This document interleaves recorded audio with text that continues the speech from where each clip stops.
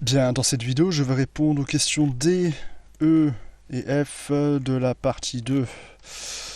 Donc, je demande de calculer les racines du polynôme.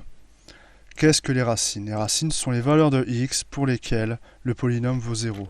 Autrement dit, les valeurs de x pour lesquelles la courbe vaut 0. Ici, nous pouvons le voir. Quand x égale 2, la courbe vaut 0. On peut même le retrouver sur le tableau de valeurs. Mais également quand x vaut 14. Donc on sait déjà que les racines sont 2 et 14. On veut le vérifier par le calcul. Pour ce, je prends la formule d'une racine et je remplace les lettres par leur valeur. Habitude à prendre. Je mets des parenthèses avant d'injecter la valeur des lettres. Donc B vaut 16. On sait que delta vaut 144. J'injecte 144 ici. Et A vaut moins 1. Donc, j'injecte moins 1 à la place de A.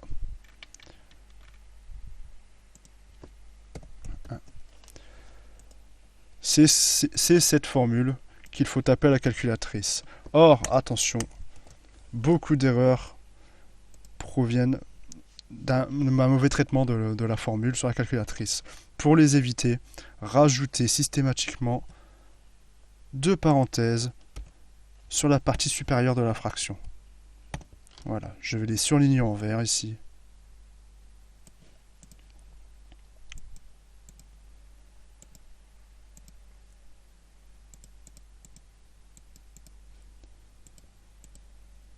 Ou en jaune plutôt.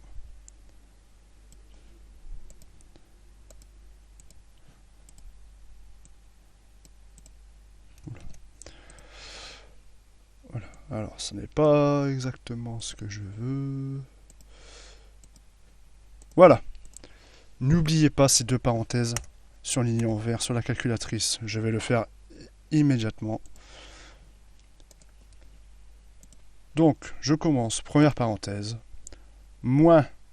Ce n'est pas une soustraction, on parle ici d'un nombre négatif, donc j'utilise le petit moins. Parenthèse 16 plus racine de 144. Je ferme la parenthèse de ma racine et je ferme ma parenthèse verte ici. Voilà. La barre de fraction, c'est simplement diviser par 2 fois moins 1. Et ici, nous trouvons 2. On peut écrire que x2 égale 2. Donc c'est bien ce que nous avons ici. La courbe vaut 0 quand x vaut 2. De la même manière, j'effectue le même calcul. Alors, pour le x1, il n'y a qu'une chose qui change. C'est évidemment le x1. Mais surtout, le signe ici. Là, c'est un moins. Là, c'est un plus. Je n'ai qu'à changer le plus en moins. Donc, de la même manière,